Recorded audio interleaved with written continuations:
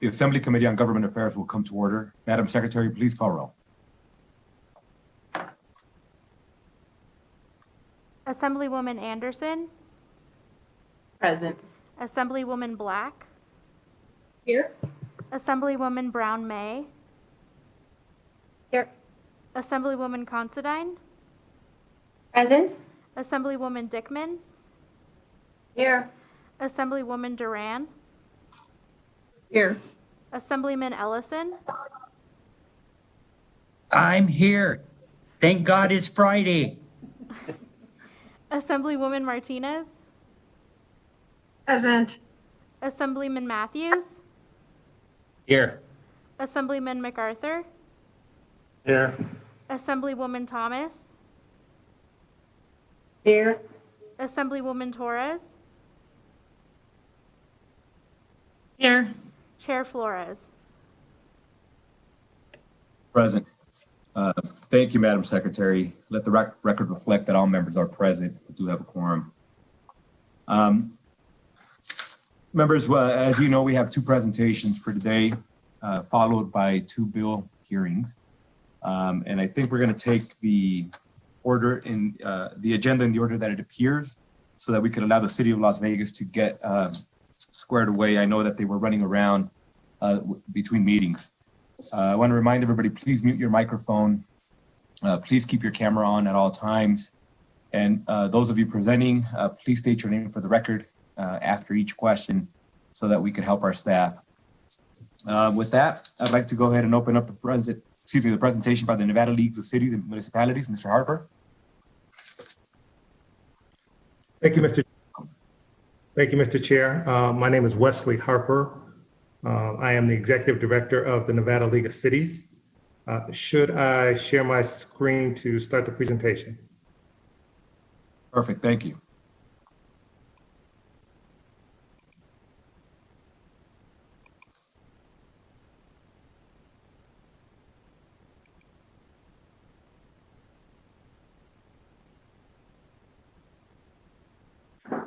Are you able to see my shared screen?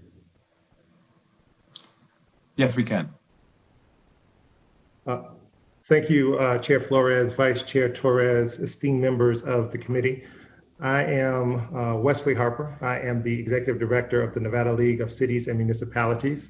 Thank you for providing us the time to present to you today. The Nevada League of Cities and Municipalities was incorporated in 1959 as the Nevada Municipal Association. The name was changed to the Nevada League of Cities and Municipalities in 1997 to reflect the varying natures of municipal governments and our membership. Our membership is open to all incorporated cities, unincorporated towns, general and special improvement districts, and other municipalities. Currently, we have 24 members. We represent each municipality in Nevada except for North Las Vegas. We are governed by a board of directors, which is an elected official from each of our member cities and municipalities. So a list of our members are here, names that we all recognize and know. Our executive officers for this calendar year are Christopher Dare. He's serving as president, councilman from the city of Sparks. Cedric Creer as vice president. He's city councilman for the city of Las Vegas. Our secretary treasurer is John Sheridan. He's a trustee from Gardnerville Rancho's General Improvement District. And our immediate past president and public official of the year is Daniel Corona. He is the mayor of the city of West Wendover. So the executive officers occupy 4 positions of our executive board. There are 7 total positions. And our at-large members are Councilwoman Michelle Romero from the city of Henderson, Mayor Lori Bagwell from Carson City, and Kelly Frost, Councilwoman from the city of Fallon. The services that the league provides the members, that our members provide residents of Nevada, more than 1.7 million Nevadans are public safety, fire and police, recreational services, senior services, water, stormwater, planning, zoning, urban development, and other community services. The services that the League provides our members chiefly revolves around advocacy, both with the Nevada Legislature and our congressional delegation, with other federal and state agencies. We provide educational workshops. Our board of directors meets quarterly, and our executive board meets at least quarterly and as needed. We have an annual conference this year scheduled for August in Sparks, Nevada.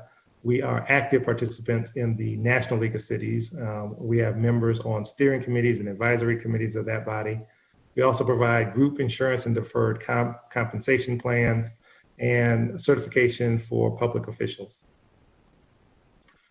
The League itself also sits on various state boards and commissions in order to help promote the priorities of our members and to be advised of relevant developments and policy developments throughout the state.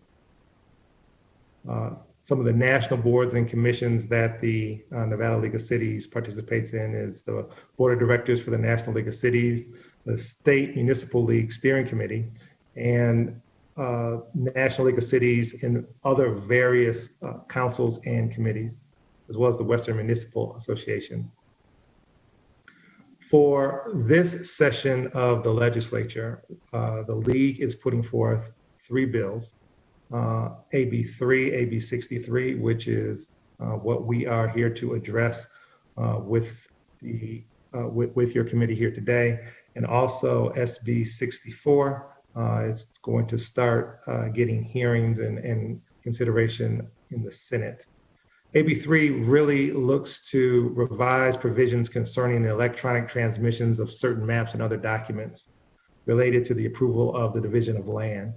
It's an act related to the use of planning, revising provisions concerning the electronic transmission of certain maps and other documents relating to approval of divisions of land, and providing other matters properly relating thereto.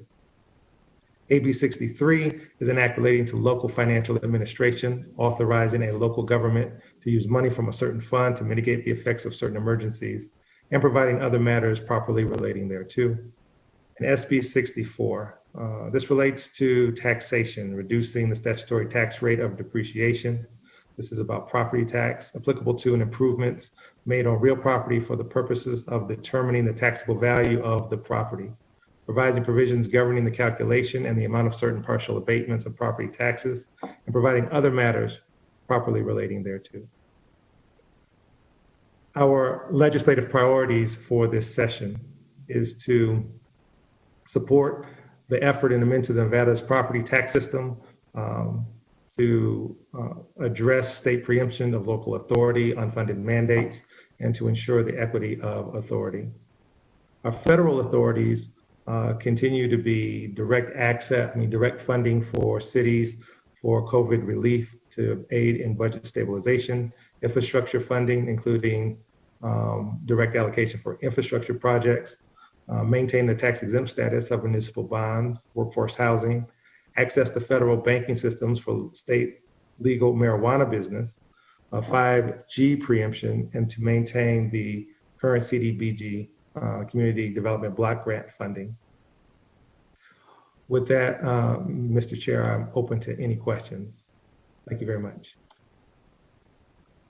Thank you, Mr. Harper. Members, any questions? And as always, I'll state the caveat to please refrain from asking any questions directly on point relating to the bill, as we'll have an opportunity to vet that a little bit later today. But any broad questions or overarching questions you may have, please feel free to do that now.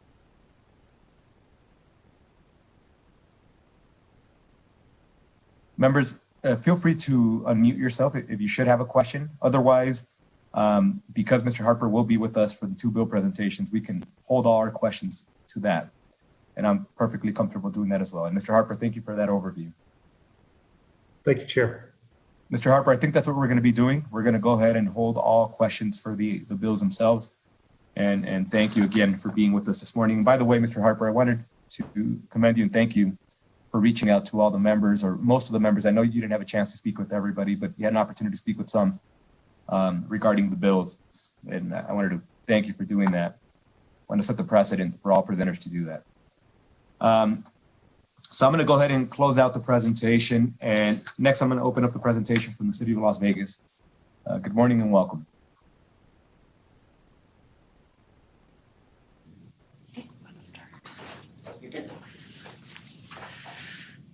Good morning, Mr. Chairman. Nice to see you, committee members.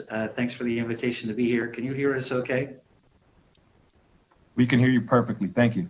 Thank you, Mr. Chairman. For the record, my name is Randy Robinson, currently serving as the Deputy Director for the City of Las Vegas Government Affairs. Joined by two very distinguished presenters this morning. On my left, your right, is Councilwoman Olivia Diaz, former four-term state assemblywoman. She's joined us today. She'll be our closer. And to my right, to your left, is our city manager, Jorge Cervantes. He was appointed city manager in November of last year. He's been with the city well over 20 years, served in a variety of positions. We're fortunate to have his leadership at this critical time in the city's development. So with that, Mr. Chairman, I'll turn it over to our city manager. He'll give the bulk of the presentation, and then he'll turn it over to Councilwoman Diaz. Thank you, Randy. Good morning, Chairman, Mr. Chairman, and Assembly Committee on Government Affairs. Let's share a screen here so we can get started with our presentation.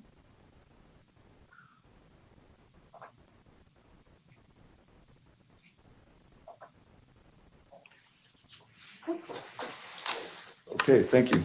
Well, thank you for this opportunity to present to the Assembly Committee on Government Affairs a little bit about the City of Las Vegas and to discuss with you how our city is structured and how it operates, some of the priorities that our city council has set out for us, and then some opportunities for collaborative partnerships between the city and the state and other organizations and agencies. As a charter city, our local government operates under a council manager form of government, which is typical of most major cities throughout the country, where our mayor is elected at large, and we have 6 council persons elected ward specific representing their area. Our elected officials are elected for 4-year terms with staggered election cycles. So every 2 years, 3 of our council people are up for re-election. Under the council manager structure, the voters of Las Vegas elect our mayor and council, and they in turn appoint the city manager. The mayor is an equal member of the board, but she is the one that presides as the chairperson over the council meetings. Our elected body provides policy direction, where the management team provides day-to-day operation and implement some of the priorities established by our city council for us to implement.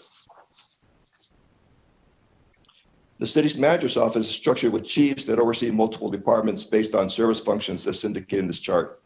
Each chief manages between 3 to 6 departments, depending on the size of the departments. For example, on our public safety side, our chief public safety officer, he manages some of the larger departments, such as our fire services, which has about 725 employees, and our public service department has around 400 employees.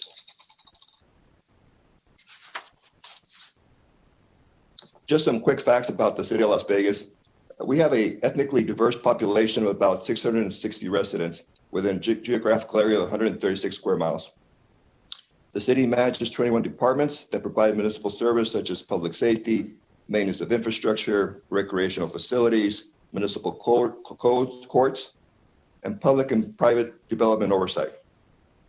The city provides some support for social services, but for the most part, this is the role of county and state government through various programs.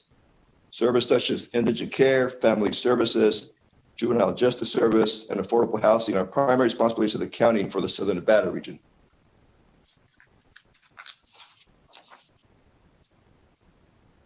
If you look at this overall map of the Las Vegas metropolitan area, the city of Las Vegas proper is on the northwest quadrant shown here in yellow.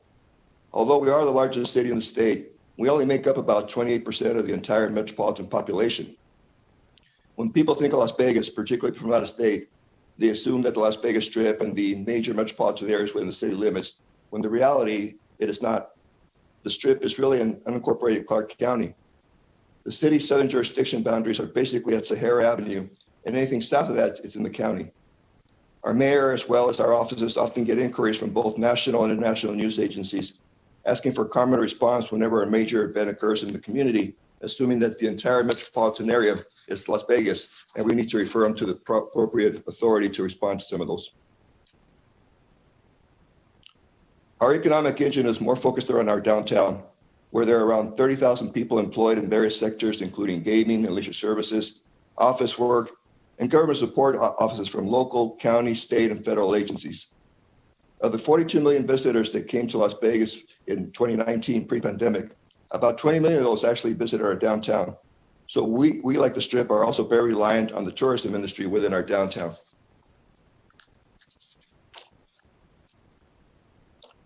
When we look at the priorities that our council set out for us as an organization to focus on over the next couple of years, they included these as their top 3 priorities: public safety, healthcare, and a diversified economy.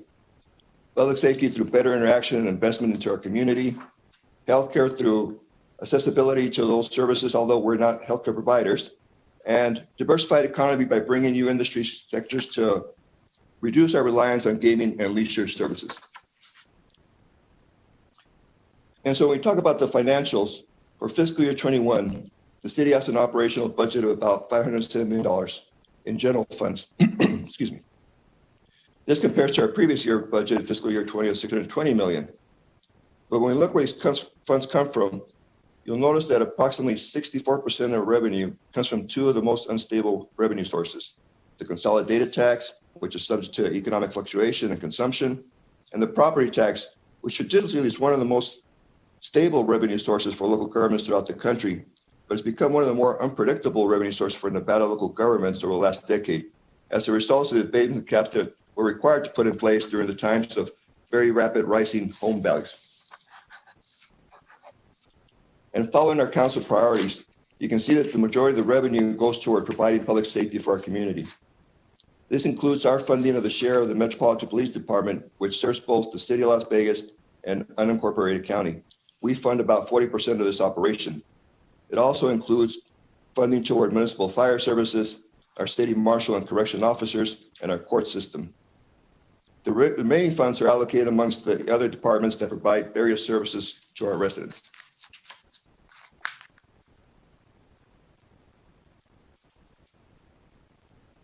I understand there were some inquiries on the city's application for grants as potential funding supplements. There are some federal grants that automatically are appropriated to the city because of our population and our size. These are referred to as entitlement grants that include things like CDBG, which are the Community Development Block Grants, and the HOPWA funds. Then there are non-entitlement grants that we apply for but have to compete with other cities and jurisdictions for award for these funds. These include funds for things such as public safety and for transportation projects. So some of the major challenges that we face as a community in the city of Las Vegas specifically. Unlike our regional partners, our city is landlocked. We don't have the ability to grow our tax base similar to some of the other jurisdictions in the valley. To the north, we have the Paiute Indian Reservation and the Tule Springs National Monument. To our west is the Red Rock National Conservation Area. To the south, unincorporated Clark County, and to the east, North Las Vegas. So unlike some of our partner cities, our ability to grow our tax base going forward is very limited. We are also have an older community. Because everything started in the city of Las Vegas and grew from there to the outskirts, our infrastructure is older, and so the cost to operate and maintain that infrastructure is higher. And then our downtown is aging. What we're finding as we try to redevelop our downtown, it's a lot cheaper and more convenient for a developer to go out to the suburbs where the land is less costly and it's cheaper to build. To try to rehabilitate some of our older buildings that are out of code compliance with fire codes, with building codes, is more expensive. And so we as the municipality, through our redevelopment agency, need to incentivize this development to allow our development of our downtown to allow it to prosper. And like many cities across the country, we're also seeing a rising homeless population. We've seen both the sheltered and unsheltered population grow significantly pre-pandemic, and we anticipate that's going to grow even more as we see some of these rental assistance programs try to die out. And so all these challenges are example of why the city of Las Vegas is a little bit different than our sister cities, and why we as the city really need to develop a better, more specific partnership with the state and other organizations in different, more specific ways in the future to help address some of these challenges. And so the bill request that we submitted is really centered around fiscal responsibility. We're requesting to amend the amount of allowable ending fund balance from the current 6.7% to 25%, so that there could be sufficient reserve to address budgetary fluctuations as we saw both during the pandemic and during the previous recession. We need to have sufficient cash flow available to pay our bills if revenue ceases to come in order to stay solvent.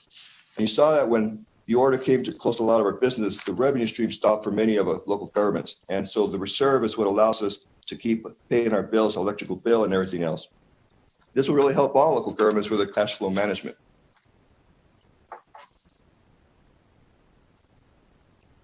So looking forward, there are opportunities for local and state government to work together to achieve greater success on behalf of our shared constituents. This will require a little different, more strategic focus, partnership with the state and other public and private entities. But it can help all of us be more resilient to economic downturns. This includes economic diversification, where we can try to entice those companies that are trying to escape from higher cost states to move their operations to Nevada. For us particularly, it would be more technically centric, since we don't have large area land population for some of the manufacturing logistics. So we would focus in the city more on technology. Also requires some workforce retraining development. And we saw that during the pandemic, as some of our restored properties had to let some of their people go when they were forced to shut down. But what we saw as they started opening up again, the use of technology to replace some of the things that were previously done by manual labor. And so we need to really retrain some of those folks that are now in a position to try to find new skill sets to enter the new world, the jobs of the future. And then there's an opportunity of regional homeless services. We are currently building a courtyard to service some of the needs that are downtown. We share the largest share of homeless population because the services provided to them are all centered around our downtown. But these homeless folks are really throughout our region. And so the ability to create resource centers throughout the region to make it more convenient and more closer to where their needs are would benefit all of us. And part of that is addressing mental and health substance abuse, because we're finding that most of these folks have some sort of need and help in that area. And as you all know better than anybody else, the quality of education is critical. In order for us to compete with the rest of the other states, we need to really have quality education. It starts with adequate funding for our school system to really provide that. And part of that is access to pre-K for all. Those that are of better means have the ability to send their kids to pre-K, but the reality, some of our underserved communities don't have that ability. And so how do we fight that pre-K so that when kids do enter the school system, they're better prepared to be successful? And so now I'd like to turn over to one of the members of our city council and former 4-term member of the state, Assemblywoman, Councilwoman Olivia Diaz. I'm going to unmask just so that you can hear me a little bit clearer. Good morning, Chairman Flores. Good morning, Vice Chair Torres, and all of the members of the Government Affairs Committee. My name is Olivia Diaz, and I'm currently the Las Vegas City Councilwoman for Ward 3. And I first and foremost want to say congratulations to all of you that are up there serving, representing our state. I know that you have a very important role in our state and looking out for all of our people. And so I know that this is truly a labor of love, and I appreciate your public service to our entire state. And to all my former colleagues like Assemblyman Ellison and Assemblywoman Dickman, who's back, and everyone else that I was able to work with up there, I just want to give my sincere salutations. You know, I know what it is to be in your shoes. I know the great responsibility it is to set good policy for our state, because now that I'm in this role, a lot of what we're able to do or not do is sometimes dictated by you. And the flexibility or lack thereof is sometimes determined by what you set in policy. But that's why I don't take your role lightly. And I know that you are so important in making sure that in my role as a councilwoman, I have direct contact every day, grassroots, with my residents, and some of which are shared constituents with you all. So know that I take my job very seriously. I came to this job making sure that I was going to be part of a problem-solving team instead of just turning a blind eye to some issues and some things, and know that you have a partner in us. And I know that since I've been on board with the city of Las Vegas, I've been nothing but pleased with the work ethic of our folks. A lot of people joke with me, did I know I was going to be facing a pandemic when I ran to become a city council member, and all the challenges that would not just, confront everybody, but local government is where the rubber meets the road. We really are hearing from folks and how their lives are being impacted day by day, whether they're calling about homeless encampments that are all in their parks or around where they live, or they're calling us about maintenance issues or roadway projects that are impeding access to their businesses, or they're asking questions about where is much needed assistance during this pandemic.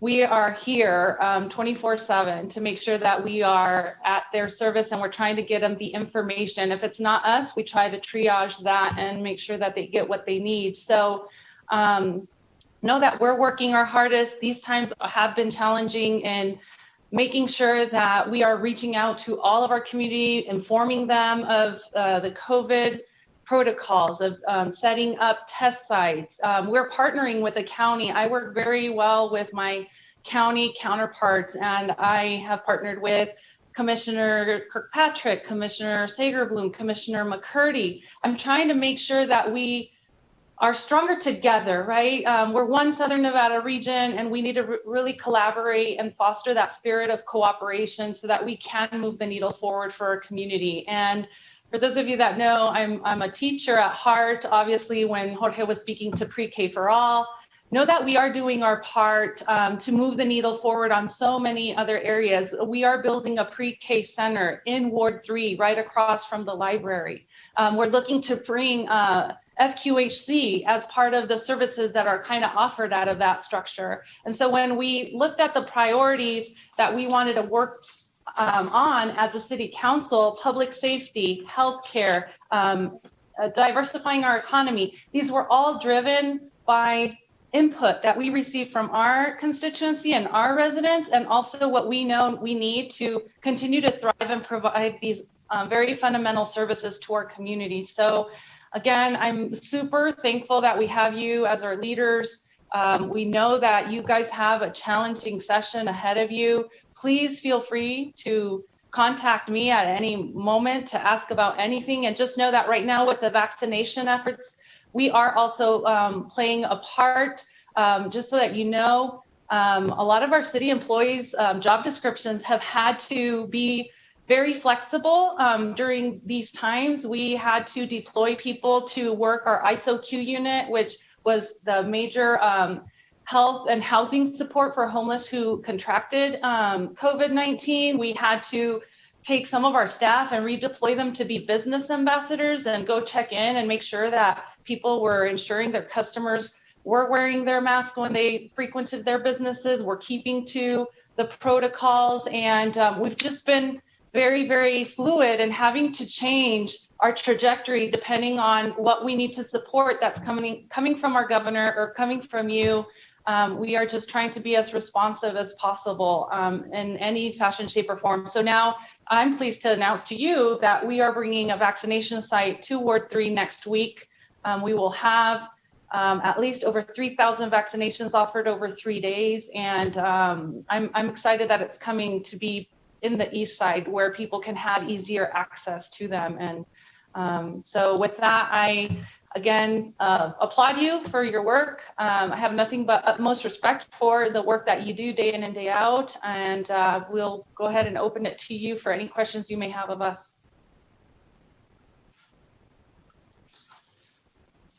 Thank you, Councilwoman, and welcome home. It's great seeing you, even if it's just virtually.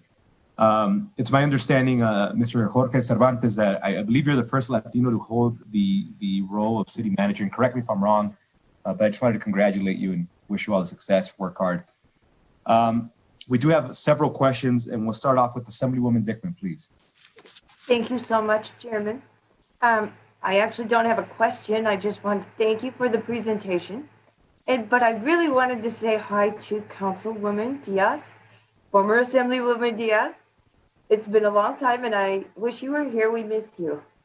I miss you all too. This moment is a little nostalgic for me. I miss the good work we do in Carson City, but I'm equally needed here in Las Vegas, and I like to be an extension of the good work you guys do. So thank you so much, and it's good to see you back there, Assemblywoman Dickman. Thank you. Thank you, Assemblywoman. With that, I'd like to go with Assemblywoman Anderson, please. Good morning. Thank you for the presentation. I have a quick question. Well, actually, I've got 2 or 3 questions, excuse me, about the homeless information that you presented. I did not write down the slide number, excuse me, but it seems to be growing by 20% just from the 2019. Are there specific ages? And by the way, I've got 2 other questions after this, but I'll try to make them really quick. Are they growing by specific ages, or is it specific areas where you're seeing that homeless numbers going up? Well, it's both, really. We're seeing younger folks out there than we were before, but we're also seeing a lot of families. And part of it is that folks have lost their ability to stay in their home. We're seeing families come out. Part of our response to that is we actually opened a respite center in one of our buildings to be able to house families, because the courtyard's not really where you want to have families with little kids. And so we put them there. And we're seeing a different population of homeless than we had before. We get to know our homeless pretty well because we provide them service, so we know what some of the needs are, but we're seeing different folks out there. We're seeing a more aggressive type of population out there. And we're seeing areas, particularly where encampments were happening in some of our drainage facilities, some of our drainage boxes, where it's really very harmful because there's a lot of crime occurring down there. There's gangs that take over that homeless population and try to control and extort the other folks there.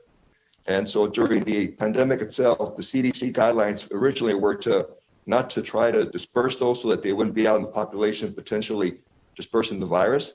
As more information was learned, and we actually went out there and tested some of these sites, what we found, interestingly enough, is that the homeless population had a lower percentage of infection than the general population, which was a surprise to us. You would anticipate that these folks have a lower immune system, would get sick easier, but then you also conclude, well, these folks are on the streets every day and they get exposed to a lot more germs than we do. And so maybe their immune system is stronger. So given that their rate was lower, we decided to go ahead and start clearing up some of these encampments so we can get folks to service and try to get them help and to try to prevent some of the criminal activities that were occurring down there and some of the bad things that were occurring. And so the ages kind of fluctuate, but we're seeing families, which is really concerning to us. And then I'll just chime in. I just had my briefing through our Office of Community Service, which is the group that leads the efforts on the homeless front here for us as a city. And I was hearing from our director, Kathy Thomas Gibson, that we're seeing an increase of drug addicted homelessness and also mental health. So we're seeing an increase in those populations. I also wanted to inform you about our MORE team. And our MORE team is made up of a lot of individuals that work the nonprofit homeless sector and a city marshal and someone from our Office of Community Services. And we go, and when we're clearing encampments, we're doing it for public safety reasons, but we also do it in a way that we are honestly offering them the services that are available to them. So we'll go to them before we clear with the MORE team, and we'll triage and say, we have these services. These are the services that are ready for you. But obviously it's up to the homeless population to accept or decline. And so obviously if you're drug addicted or if you're not mentally stable, then it's harder for you to make that step and accept the help that's being offered. So just know that, you know, we've developed 5 teams that we're trying to deploy in our 6 wards because the population is increasing significantly since the pandemic. Well, and it saddens me that you had to bring up the information about the encampments, because that was going to be something that I was also going to ask about as to why some of those encampments, even though CDC says one thing, they were being treated in that fashion. And then also there's some that are asking me, or I've received some information, are people that are homeless, are they also being charged with criminal activity in different ways? I understand about the drugs. That's a different issue. But just because they're being homeless, there's some that are under the impression that there are also some criminal activities that are being charged with for individuals. Is that accurate, or what? How is that working out? And if that's a little bit more of an in-depth question that we need to take offline, I'm more than happy to continue this conversation offline. Yeah, this is what I said about this for the record. No, we're not charging folks for criminal activity. On the contrary, we're trying to help them out. one of the things that we're working on is there ways to clear the records, a bunch of records of folks that may have had past criminal records that could put them at risk. What we don't want to do is start housing folks in our jails. That doesn't benefit anybody. It just makes it harder for them as they transition out of homelessness to get back into a productive life, into the workforce. And so the last thing we want is folks to have records of criminal activity. The only time that a person does get arrested is if in the attempt to try to clear them out or help them out, they get belligerent and aggressive with a police officer. And again, those we try to find a way to have them move forward. But if they get hostile to a police officer, then those are the folks that end up getting arrested. But it's a very small percentage. And I'd be glad to share with you some of the statistics that we have of the number of folks that we actually encounter and touch, and what percentage of those would end up in an arrest. And again, it's most of those that really get aggressive with a police officer to attempt to really just try to help them out. I would like to have that discussion if we could at some point. I understand that you're a very busy person, so I really appreciate that information. It's sad to hear, or it's our reality right now of how many of our families are becoming homeless across our state. So that's one reason why I wanted to ask about that. Thank you, and I look forward to having more discussions with you all about this issue. Thank you. Thank you. Thank you, Assemblywoman. Next, I'd like to go to Assemblywoman Considine. Thank you, Mr. Chair, and thank you for the presentation. I do have a couple of questions. One of them is going back to the general fund expenditures. I could not miss that more than 2/3 of the expenditures are in public safety. And I know that includes fire and rescue. You mentioned that 40% of Metro is funded through that, fire marshals. And you said the court system. But also on this pie chart, there's a separate section for judicial. So I'm wondering if you can explain if that's City of Las Vegas, and then when you refer to the court, that means like a percentage of the county court. If you can kind of break that down for me. Jorge Cervantes for the record. Thank you for that. I misspoke. You're correct. The judicial system comes out of that other pie. The public safety is for the Metro, our share for Metro. It's our fire department. It's our city marshals. It's our running our jail, our correction officers. And then there's other functions that are done as the city that are considered public safety. And those are more support systems for the public safety. So you're correct. I was mistaken. The judicial system is a separate pie out of that. That's okay. Thank you. I appreciate it. If I could get, or if you could send a breakdown of what those are. One of the things that I'm appreciating during all of these presentations is the ability to sort of compare how different cities and different counties are spending their money, expenditures, and what's coming in. Which brings me to my second question, if I may, Mr. Chair. Please follow up. Thank you. We've also been seeing a lot of the presentations, the breakdowns for the CARES Act money. So if you could maybe go over or provide a breakdown of the CARES Act money that was received by the city and then how it was spent. Certainly, I'd be glad to send that to you and bring that breakdown. It'll show specifically where each dollar went. As you know, there's an additional allocation that just got sent out recently to help with some of the rental assistance program. In that portion, we're actually partnering with the county. All the jurisdictions are to combine it all into one pot versus each jurisdiction handing it out. It just makes it easier for folks out there having the need to know to go to one central place versus trying to go to different ones. So I'd be glad to send you that information that breaks down specifically where each one. The city did get $190 million out of the first round of CARES Act. I'd be glad to share that information with you. And Mr. Cervantes, and actually to all of you, I would prefer that you can send it directly to her also, but please send it to either our committee manager, Ms. Bishop, or Mr. McDonald, and then I can make sure that every member gets all that information. Thank you, Mr. Next, we have, excuse me, I apologize. No, I said thank you, Mr. We'll do that. Did I? Oh, thank you, Mr. Cervantes.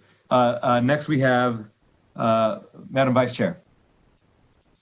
Thank you, Chair, and thank you to the members of the City of Las Vegas for your presentation. I do appreciate it, and it's always good to see you, Councilwoman Diaz. I know that we worked closely together for a number of different efforts throughout the pandemic, so I really appreciate the work that the City of Las Vegas and your team has done.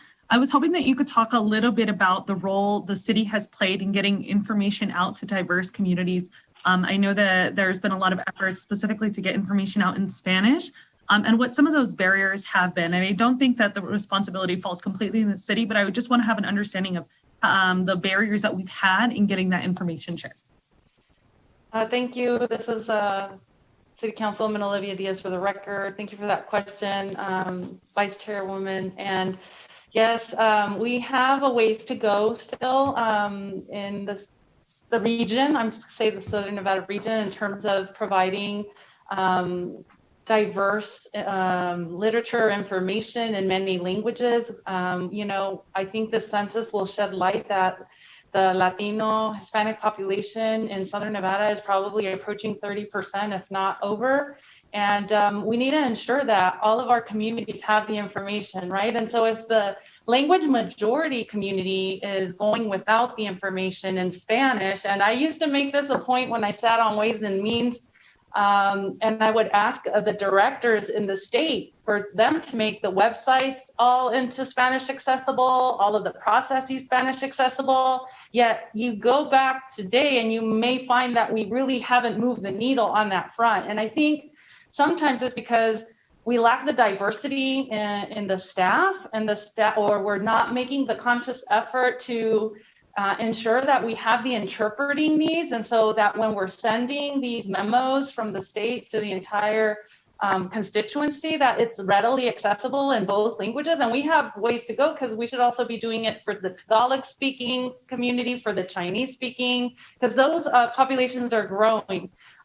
So I just feel like wherever we can continue to make the advocacy, like at a local level with our school districts, here within the city, in the county, how can we make sure that our channels of communications are up to date and are up to speed? Because as you well know, probably my city ward is 70% Latino. And so if we're not communicating the information in a way that they can internalize it, then we're not going to do much to help them know what resources are available to them. And so my office has been instrumental in helping me ensure that we're sending bilingual communication, that we're translating all of the flyers, that I have staff that can answer our folks in Spanish, because I think that that's so important in making sure that we are inclusive and that we are looking out for everybody and that we're getting the information. And then some of our governmental processes are not known, right? If I came from another country like my parents did, I don't necessarily know the appropriate way to get a permit to build a shed in my backyard.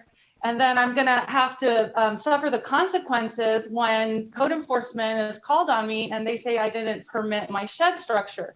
But I didn't know, I honestly didn't know, and no one really let me know that this is something that I need to do. And so I'm trying to figure out with this amazing city team, how do we do a better job at bridging that gap, doing the outreach, and just being more inclusive and seeing things from a not so traditional point of view, that it's something that's known, because it's not known across the board. And we need to continue to do a better job. And so I look forward to more opportunities even within our city and setting up structures where we're blasting out more information and different platforms that are, recognizing that we need to do it in multi-languages.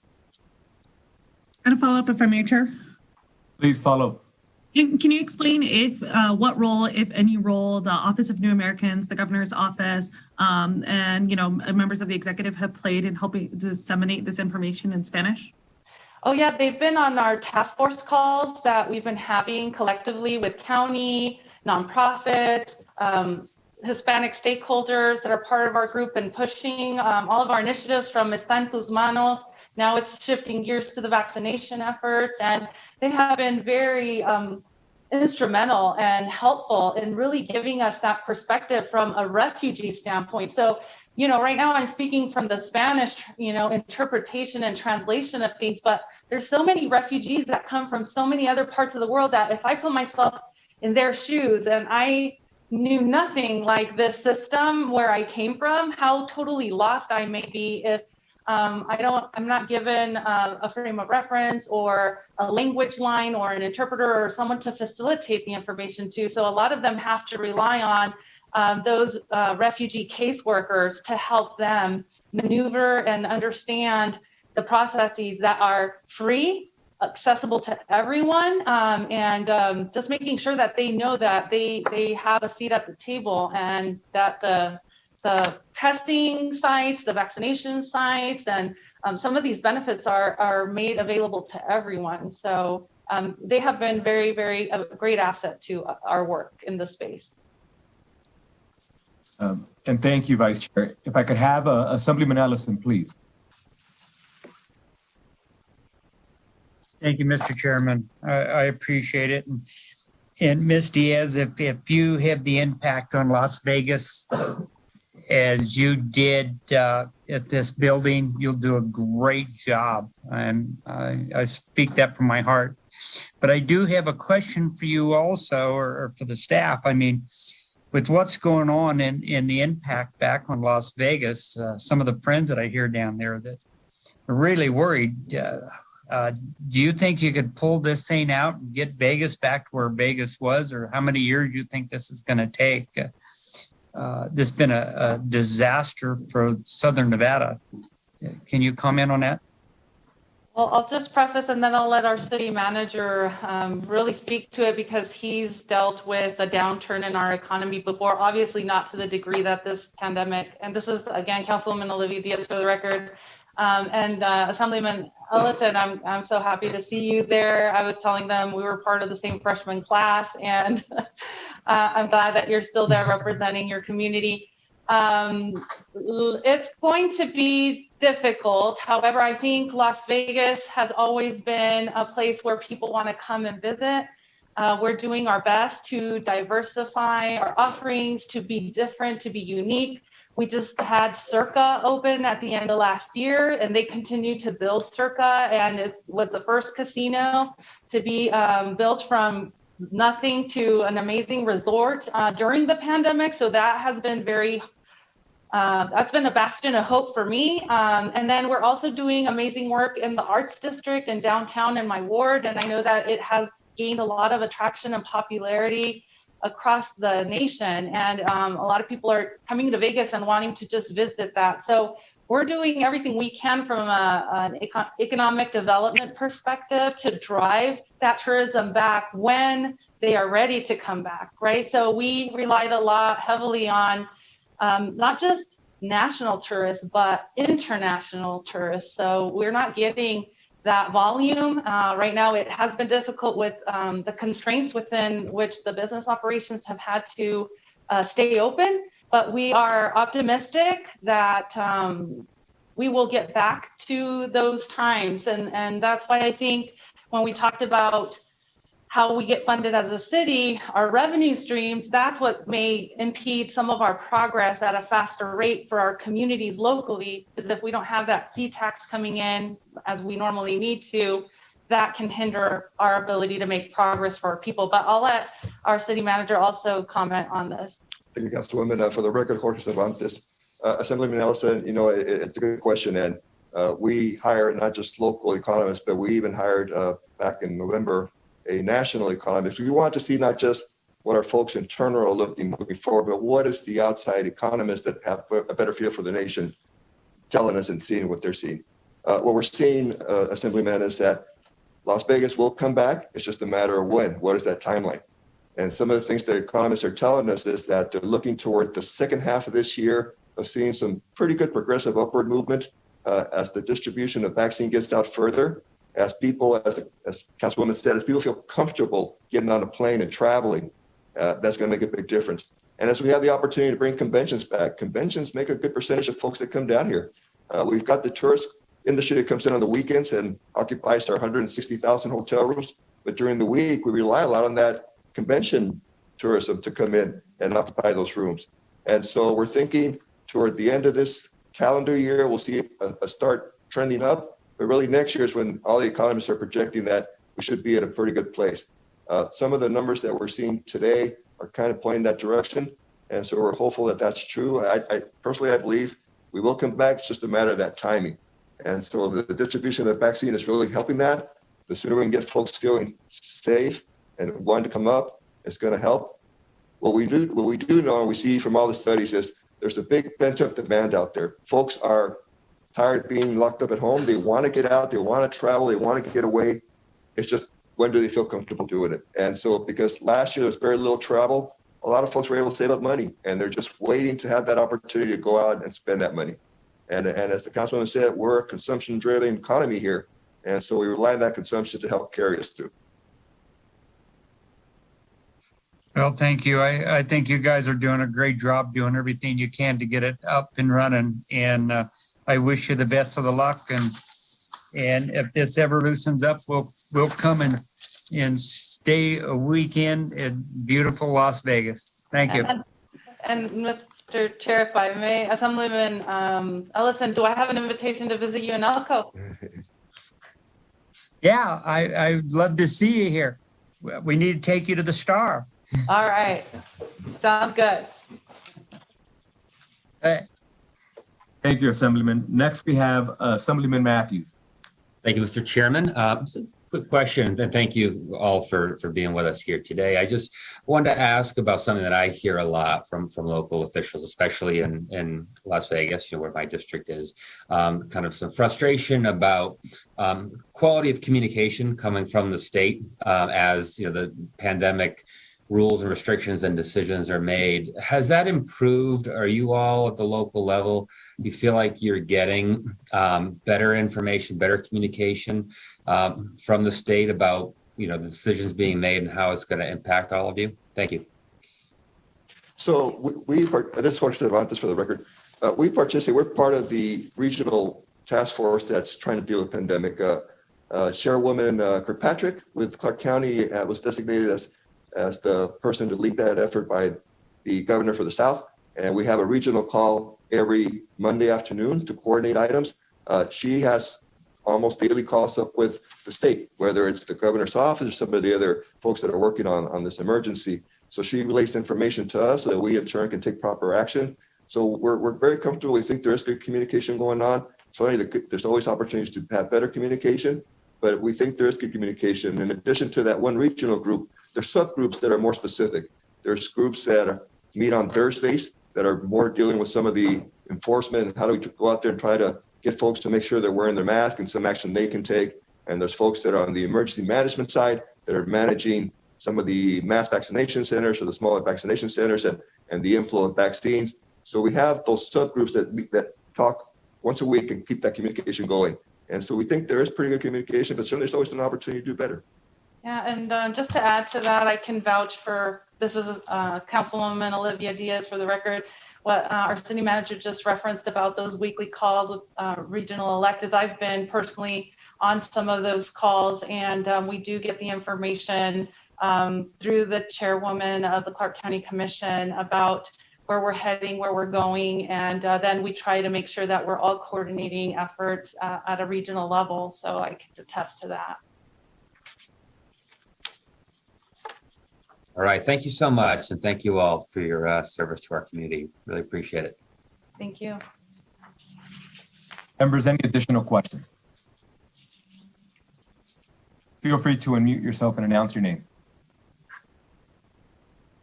Seeing none, again, thank you for coming before our committee. And as always, this is the beginning of the conversation for this session. I look forward to working alongside all of you. And this is your committee. You always have an open door here. So thank you again for your work. I know we got a lot to do, but I appreciate that we're heading in the right direction. With that, I'm going to go ahead and close out the hearing, the presentation by the City of Las Vegas. And I'd like to now open up the bill presentation on Assembly Bill 3. Mr. Harper, whenever you're ready. Thank you, Mr. Chair, Madam Vice Chair, esteemed members of the committee. Starting with AB3, thank you for your attention. AB3, as a summary, authorizes the use of electronic maps for land use planning and development in order to improve the proficiency of the development and redevelopment process. It will create more predictable and efficient timelines, which will reduce delays, cost, and waste. It also allows electronic documents to become clearer during COVID and further. This bill is only an authorization. This is a permissive action. This is not a requirement. So counties and planning departments that choose to utilize electronic maps, this bill provides them the opportunity to do so, but does not create the mandate to do so. I want to introduce my co-presenters,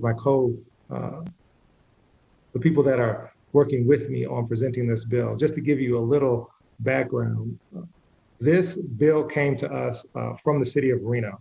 City of Reno presented this bill, the idea for this bill, to the league, which we then presented to our full membership. Full membership decided that it would be a benefit to all municipalities, which is why we took the bill and offered it to the legislature. So as part of that, the city of Reno has representatives that are here with me today in order to help answer any questions and provide additional context. We have Kelly Wilsey. She is the Senior Management Analysis for Intergovernmental Relations. She's in the City Manager's Office for the City of Reno. We also have Angela Fuss. She is the Acting Community Development Director, also for the City of Reno. And we have Jeff Borkart. He is the Planning Manager, again, for the City of Reno. I had as you mentioned, and thank you for the acknowledgement, Mr. Chair, I had the privilege to have conversations with some of the members of the committee to try and provide context and an overview for the bill, learn if they had any questions or concerns. We did receive a couple of questions that I've taken back to the team that I've just introduced. I'm going to turn it over to Callie for her opening comments or whatever she would like to provide. And then the specific questions that we have can be addressed by Mr. Borkart. So with that, Callie, if you wouldn't mind joining us. Of course, thank you, Wesley. Chair Flores and members of the committee, thanks you for the opportunity to be here today and be a part of this hearing. For the record, Callie Wilsey, Senior Management Analyst with the City of Reno. We brought this concept forward to the league after we had conversations with a bunch of representatives from the private building and construction industries, and we really realized that there was a question about whether land use planning and development maps could be submitted electronically. So this bill is just intended to really kind of clean up that gray area. It authorizes the electronic submission of the maps, except in situations if the process is not, if the county recorder is working to record one of these documents and that process doesn't exist yet, there is an exception for that.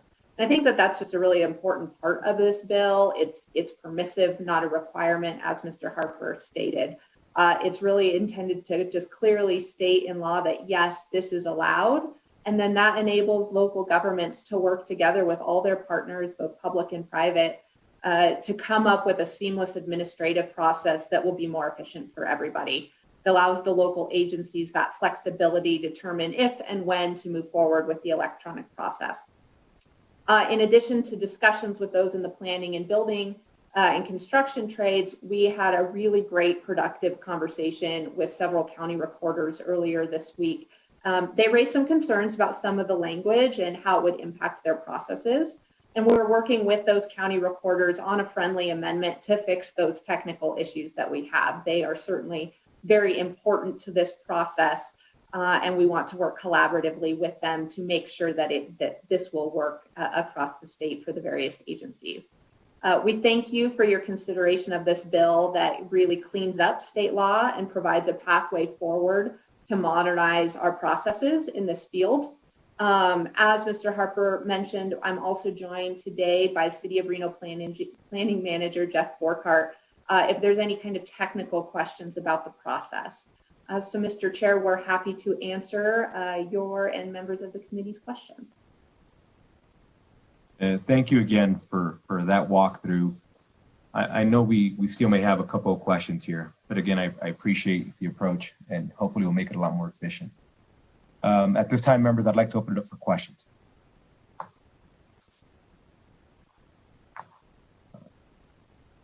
Madam Vice Chair, please. Thank you, Chair, and thank you, Mr. Harper and Ms. Wilsey, for your presentation. I really do appreciate it. And so I do have a question about Section 1, subsection 3. I'm just wondering if the locked software is easy to access and available at a reasonable cost to an average citizen.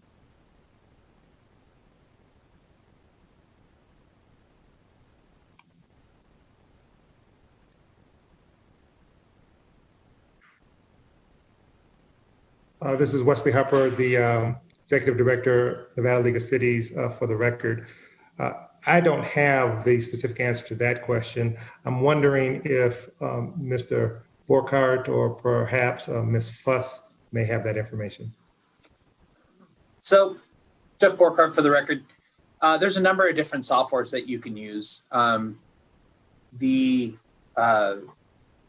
now, NRS allows for engineers and surveyors to lock their stamps. So that's already allowed. This would allow for electronic signatures. So there are systems like DocuSign or Adobe Sign or various different things that people use on a regular basis to allow for electronic signatures with encryption so that it is secure. This bill does not specifically delineate what program to use. And so what it does is it allows for each area to determine what would work for them.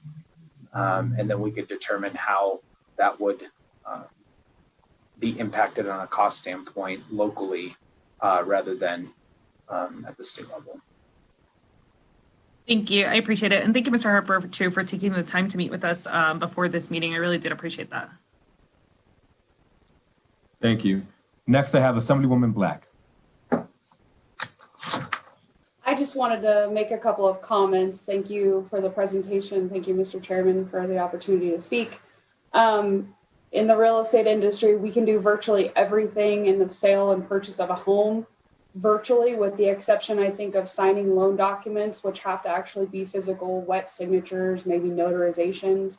But I can literally never meet a client. I can show a home with my phone, have everything signed online virtually, and sell a home without really ever, securely and safely without really ever seeing that person. So that's something that I think not only is this smart thing to do, it's good for, saving on all the paper, all the things that I think what generally has to happen is you submit a paper plan or whatever you're submitting, and then it takes hours that staff has to go and scan all of those documents, or at least that's how it was in the city of Mesquite when I was on the council. So I think it's a time saver. It's good for the environment. We're saving paper. And then I think it's good for customer service. It's helping these people that want to do business get things done faster and more efficiently. So I think this is a great thing to institute or implement, and I hope that all of our cities and counties start doing this.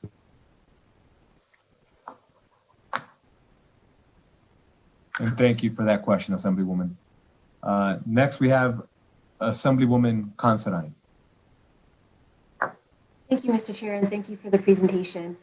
Just looking as we all move forward into more digital, more DocuSigns, more things like that, I'm just wondering if the process that is set up is consistent with how other entities are using the same type of process. What I'm trying to I guess, find out or ensure is that instead of every entity trying to create its own process for getting to the same endpoint, if we are being cognizant of all trying to do it the same way for efficiency. Thank you for your question, Assemblywoman. This is Wesley Harper for the record. I'll start and then I will ask Callie to join. What this legislation, this proposed legislation is attempting to do is clear the way for counties and planners and builders to move in the direction of this technology and this capability.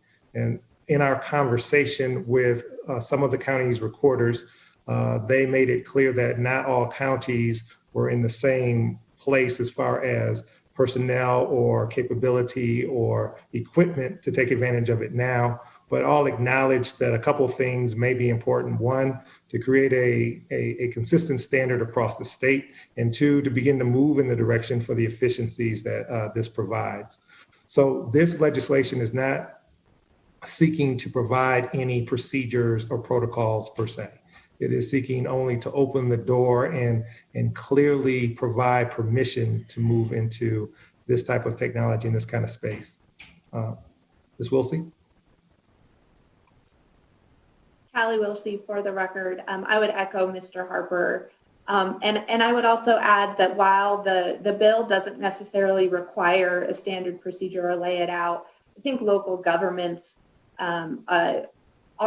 we all try to work really hard to make our procedures as best we can kind of seamless, and we work well together to share information and understand how each other's procedures work to kind of help make sure that the invisible lines before jurisdictions for our customers don't exist. We know they don't exist in the real world. So I think the bill doesn't necessarily require it, but local governments, we are always in talks with each other about kind of these efforts and how to coordinate with each other. Thank you. Thank you for allowing me the question, Mr. Chair. Next, we have Assemblywoman Anderson, please. Thank you, Mr. Chair. And I have a similar line of questioning that had to do with the process. So I was very happy to hear that the local governments are probably going to work together on having a seamless procedures. And I also wanted to echo how much I appreciated meeting with Mr. Harper the other day. So just to make sure I've got that right, under section 1.5, those procedures will be kind of figured out before the agreement is done, or like, will it be listed out? So that way nobody is shocked if all of a sudden on a Wednesday it becomes, oh, you can just do this electronically, but on a Thursday it's different. This is permissive. And so getting those procedures figured out early, will that be given to the people when they start to apply for these items, or is it too early to tell what that procedure will be? Thank you for your question, Assemblywoman Anderson. Again, Wesley Harper for the record. And yes, I did enjoy the opportunity to meet with you. You were actually the first meeting that I had with the committee, so thank you very much. Yes. So with respect to section 1.5 and the procedures that counties will follow, and then after I finish, Ms. Wilsey, if you would like to, please, I invite you to follow my comments. The counties have their existing protocols for moving these projects through their system. Those existing protocols, they make clear to entities that are beginning the process at the beginning of the process. This would be no different in our eyes. If the county is looking to engage in electronic documentation or electronic mapping, the county will make that clear. I'm quite confident at the beginning of the process, including which software types they take and which procedures they want for attestment if that is required with the process. So again, what we are looking to do is clear the space, but not get into the procedures, because it is our belief that each county best knows how to make their process most efficient given the volume of applications that they have and the equipment and staff that they have to process them. Ms. Wilsey? Callie Wilsey for the record. The only thing I would add to Mr. Harper's comments is the development of this type of process will not, at the local level, will not be something that can just be kind of turned on overnight. There will have to be a lot of conversations to make all of the different moving pieces work together to create kind of the ultimate goal of a really efficient process, reducing waste and high levels of customer service. So I echo Mr. Harper's, but I would also anticipate lots of conversations prior to these processes just being able to be turned on. Thank you so much. And next we have Assemblyman Ellison, please. Thank you, Mr. Chair. And thank you for such wonderful gift and the note. I appreciate that for Valentine's Day. Sir, I talked to you yesterday about the wet stamp, and I heard part of the process just now, but isn't the final process for the filing of that, doesn't the original wet stamp have to be on file? Could you hit that? I know if you're going to go ahead and file, you can do that with the stamp, but that's still not the final document, is it not? Hello, Wesley Harper for the record. Thank you, Assemblyman Ellison, for your question. I actually gave that question to Mr. Borkhardt for his thoughts on the matter. So I turn this over to him, Mr. Borkhardt. Thank you, Jeff Borkart, for the record. So right now, the actual stamp itself can actually be electronic, and based on the way that NRS and NAC is written. What cannot be electronic is the actual signatures on the map. And so at least the way that it works up here in the Truckee Meadows is that some of our maps, they get put on Mylars, which are like these plastic flimsy sheets, and they get about 15 signatures. And so for each person to sign these maps from various different utility agencies, they have to wet sign them. There's nothing that allows them at this point to process an electronic process. With COVID, some of these maps would go in, they would sit in quarantine for a couple weeks, and then somebody would sign it. Then it would go to the next utility agency, it would sit in a quarantine for a couple weeks, and then that person would sign it. So you have maps that went from, taking 6 months to taking almost 12 to 14 months to get through the process. And so when we originally devised this process, we said, well, why does it have to go through this way that we've done it since the late 1800s? So we said, well, why can't we do it electronically? If you can do the stamps electronically, and there's a process to do that, why can't you do the signatures electronically as well? And so this would just enable us to figure out a way to actually make that a possibility. And I thank you for that. And I think that's a good bill. Don't get me wrong. And we have to do stamps all the time. And when we do, we have to go down to the city or put them in blue, and then we can take them down and present them to the city, county, state, whatever. So I appreciate it. And I understand what you're trying to do. And with the COVID, it just put everything back. So thank you very much. Yeah. And thank you, Assemblyman. Members, I don't believe we have any additional questions, but I wanted to do one last call to the members. If you do wish to ask a question, please unmute yourself now. Chair Flores, Assemblywoman Tracy Brown May. Please, Assemblywoman. Thank you. Thanks very much. Gentlemen, I appreciate the presentation. My question is relative to the process of the Mylars and going through that electronic process that you just detailed so wonderfully, and the integrity of the signatures. So right now, the way the Mylars, it's my understanding, go through the process, each entity receives it after an approval process from the previous entity. Are you envisioning that this process will change and that multiple entities could do signatures and reviews simultaneously in order to shorten that window? And then secondarily, I'm curious to know about the integrity of the data.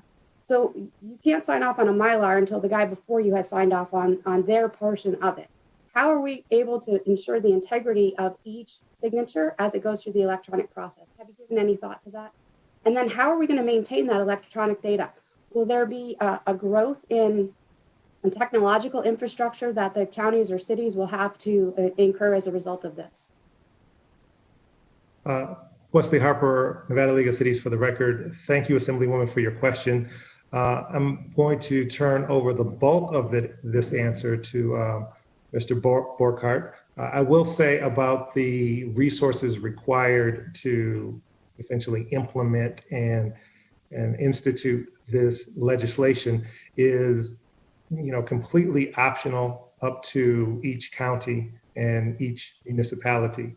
This bill creates no requirement and creates no burden for any local government to take this on. It merely enables them should they decide to step into the space. So those kinds of decisions, this legislation does not consider. For the more technical portion of your question about the Mylars and the order in which they should be signed and the security of those, Mr. Borkart, if you please. Thank you, Assembly Member. Jeff Borkart, for the record. The way that I envision this occurring is that each different individual agencies would work together with the clerk's offices to try to come up with a software that makes sense and how to protect the data and in what order it makes sense to revise these signatures. So in my mind, it would be great if we could all sign off at the same time, similar to the way that you can sign a contract. I'm not sure necessarily whether that would work or not. And so those discussions would need to occur to be individually fit the jurisdiction's needs. And so that's why, as Mr. Harper mentioned, we would need to do that at the localized level. And this would just enable us to have those conversations, because right now it's just not allowed. I do agree that protecting data so that it can't be changed midway through the process, or somebody can't make a last minute revision at the end, is extremely important. And so to be able to lock those plans up front before you submit out for signature is a possibility with the AutoCAD software that most people use to design their plans. And that's actually one of the requirements now when you stamp the plans with an electronic stamp, that you're required to lock those. And that's already in the NAC as part of the NRS 625 provisions. Thank you. Thank you, Assemblywoman. I believe we don't have any additional questions from any of the members. And if I accidentally skip somebody, we can come back to you. Broadcast, I'd like to open it up for those wishing to speak in support of Assembly Bill 3. I want to remind those of you wishing to speak in support to please state your name, spell it for the record, and that you please limit your comments to 2 minutes. Thank you, Chair. To testify in support of Bill number AB3, please press *9 now to take your place in the queue.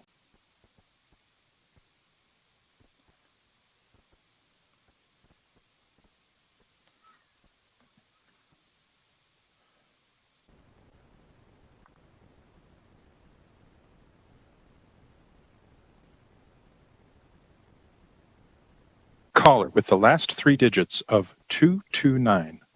Please slowly state and spell your name for the record.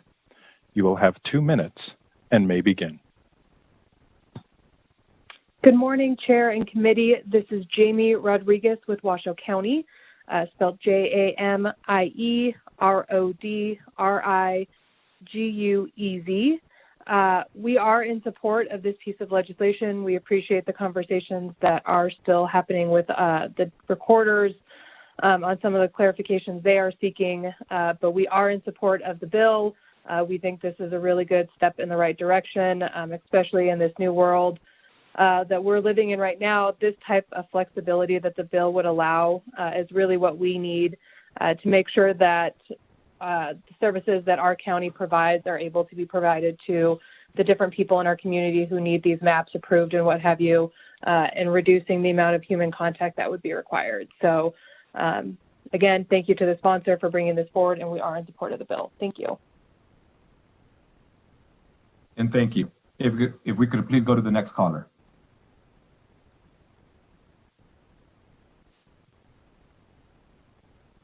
Caller with the last 3 digits of 888. Please slowly state and spell your name for the record. You will have 2 minutes and may begin. Yes, this is Vincent Guthreau, VINSON-GUTHREAU. I'm representing the Nevada Association of Counties. All 17 counties are our members. Thank you, Mr. Chair. NACO is also lending their support to AB3. We believe the legislation is enabling, and we believe it's a good government bill that keeps pace with our ever-changing technologies and environment. And given the enabling language, we would support counties and local governments to be able to respond to these submissions that are coming in a format that is more common. And also, we appreciate the sponsor for bringing this forward and working on an amendment with the recorders on their sections. But we really we are lending our support to this bill. Thank you. And thank you. If we could please go to the next caller.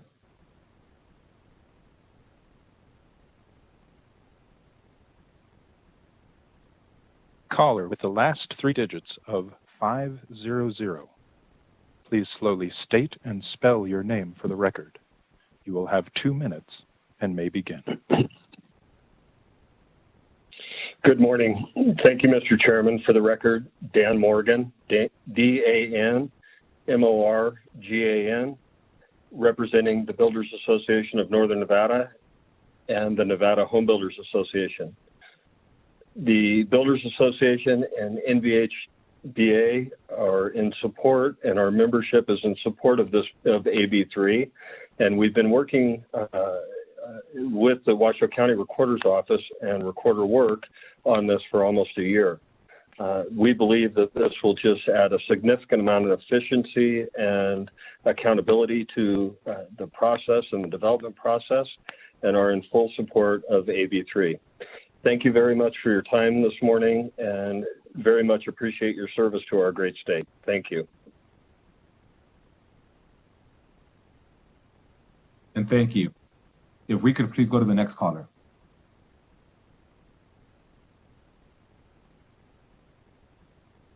Caller with the last 3 digits of 184. Please slowly state and spell your name for the record. You will have 2 minutes. Hi. And may begin. Hi, good morning, Mr. Chairman and committee. My name is Matt Walker, M-A-T-T-W-A-L-K-E-R, and pleased to be calling in today in support of AB3 on behalf of the Southern Nevada Home Builders Association. In as much as we're working with our engineers, architects, and surveyors in digital format, if we can submit them in digital format as well, it's incredibly efficient and does increase transparency and accountability. We are pleased that this measure is moving forward, and I just want to take the remainder of my brief time to extend our thank you to the recorders, public works folks, and building officials across Southern Nevada for springing into action, innovating, and finding creative solutions to make sure that our workforce can submit as much as possible digitally so that we can be safe and keep the economy churning during this time. Thank you. And thank you for your remarks. If we could please go to the next call and support.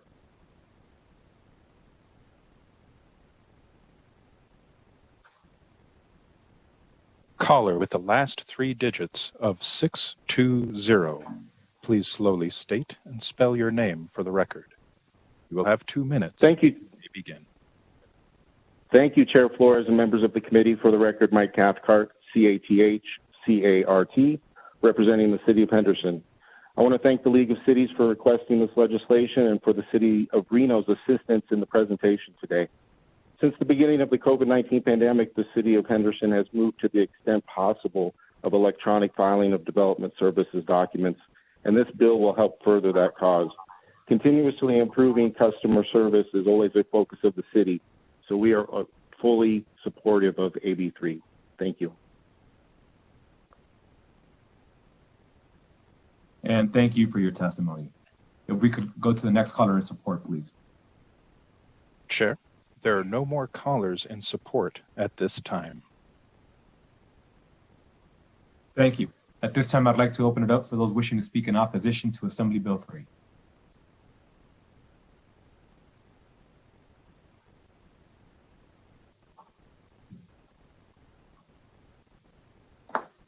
To testify in opposition to Bill number AB3, please press star 9 now to take your place in the queue.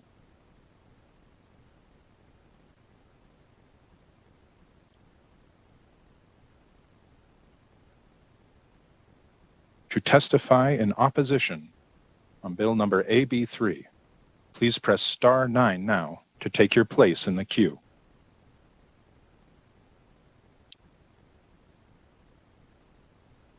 Chair, there are no more callers in opposition at this time. Thank you.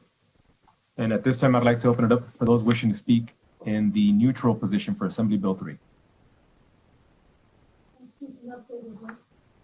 To testify in neutral on Bill number AB3, please press star 9 now to take your place in the queue.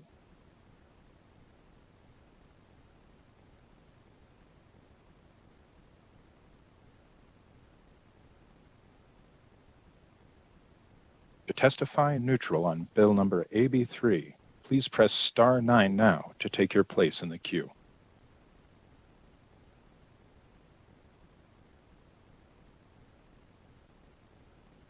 Chair, there are no more callers in neutral at this time. And thank you. Let the record reflect that we did not receive any calls and/or sign in opposition or neutral. Mr. Harper, any closing remarks?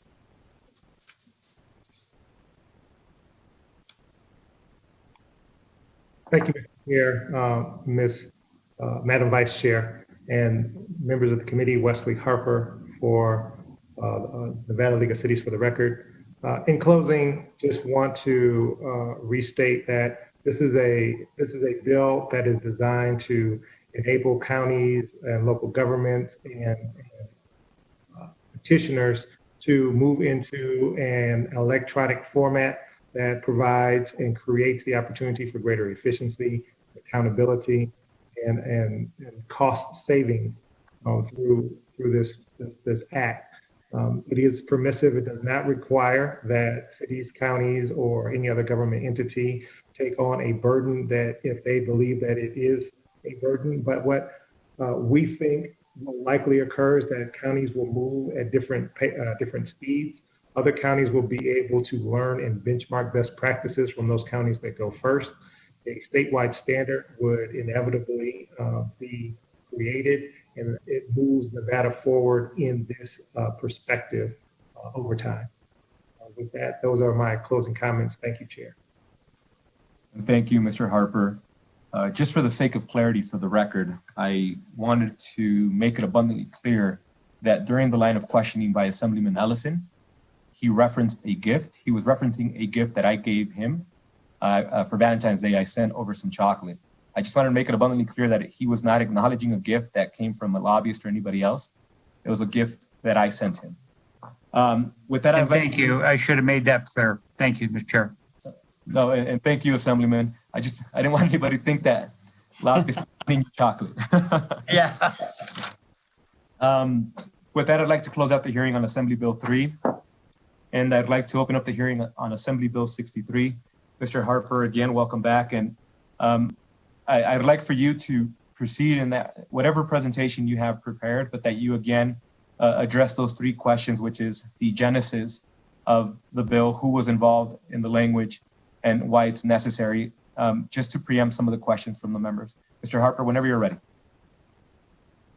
Thank you, Mr. Chair, Madam Vice Chair.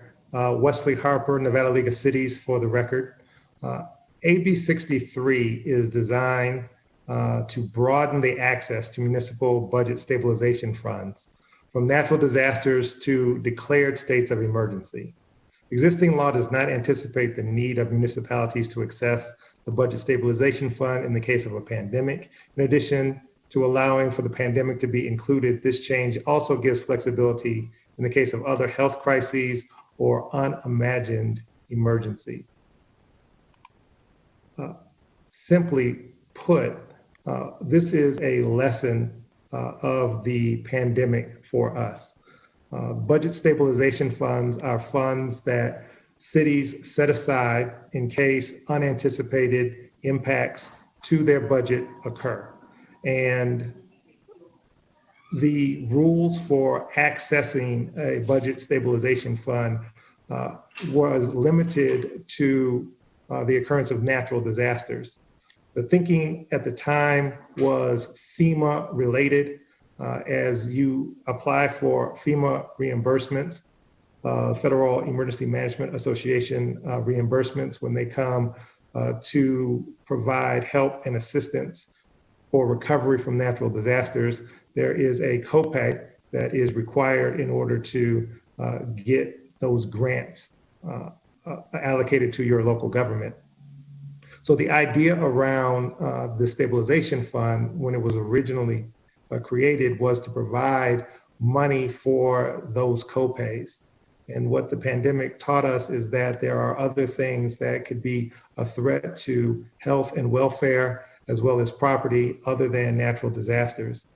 Rather than look to try to create a laundry list of possibilities and risk also not imagining something that the city or our municipalities would need to react to.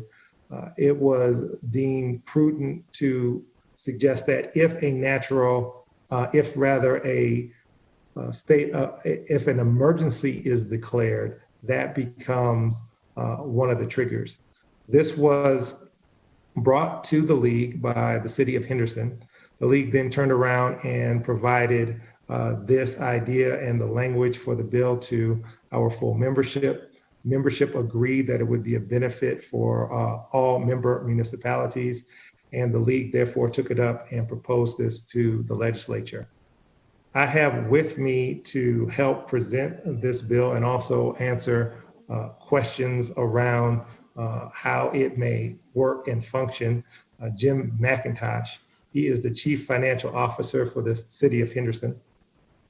Again, in my conversations with committee members in advance of the proceeding today, we did receive a number of questions. Those questions I have provided to Mr. McIntosh, and he is prepared to answer. I will give some, an overview of commentary before the specifics of those questions that were posed to us in advance in those meetings, and perhaps the questions that are going to come today, to say that, the stabilization fund, the way I think of it, is really a savings account that the cities have created in case of emergency budget impacts that were unanticipated.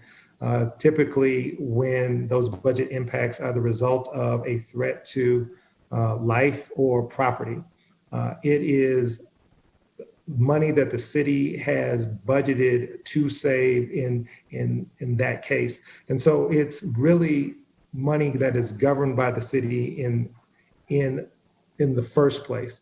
And so being able to access the money that they have prudently set aside seems rational. There are two triggers to accessing money under this proposed legislation. Trigger one is that there is a threat to life and safety of residents or property. Trigger two is that there is a budget impact. Without the budget impact, there is no cause to access the stabilization fund. Without the threat to life and property, again, there is no cause to access the stabilization fund. With that, I'm going to pause here and invite Mr. McIntosh to give any initial comments he would like to offer. And then I think we would be ready to take any questions from the committee. Thank you, Mr. Sounds good. Thank you. Can you hear me? Good afternoon, Chair Flores, Vice Chair Torres, members of the Government Affairs Committee. For the record, my name is Jim McIntosh. I'm the Chief Financial Officer for the City of Henderson, here in support of the League of Cities Assembly Bill 63. As Mr. Harper stated, the statute that AB 63 modifies relates to the creation of a financial stabilization fund for local governments. The statute as it exists right now is an enabling statute. It allows local governments to create and fund with their own dollars a reserve account that may act as a rainy day fund when revenues fall short of what is anticipated, or a fund to draw on when there are unanticipated expenditures related to a natural disaster. So it also protects this savings account from being transferred or used for any other purpose. Due to the current emergency declarations that are declared both by the state and the City of Henderson related to the pandemic and not a natural disaster, we certainly support the expansion of the use of these funds for the broader use of an emergency, as opposed to the more narrow use of simply a natural disaster. And if there's one thing I'd like to add is just to note that the creation of and providing resources to the fund is the choice of the local government. There's no impact in the state budget should a government choose to fund or not fund a budget stabilization fund. And a government chooses to either create a budget stabilization fund through a resolution and chooses to fund it. The proposed changes simply reflect that there may be expenditures incurred by a local government. They may not have been budgeted for due to an emergency broader than a natural disaster like the pandemic we're facing now. And with that, I'll help with any questions.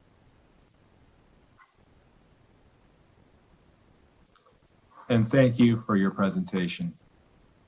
With that, members, I'd like to open it up for questions. We'll start with Assemblywoman Considine, please. Thank you, Mr. Chair, and thank you for the presentation. I understand why you didn't want to create a laundry list of specific incidents where that this could be triggered.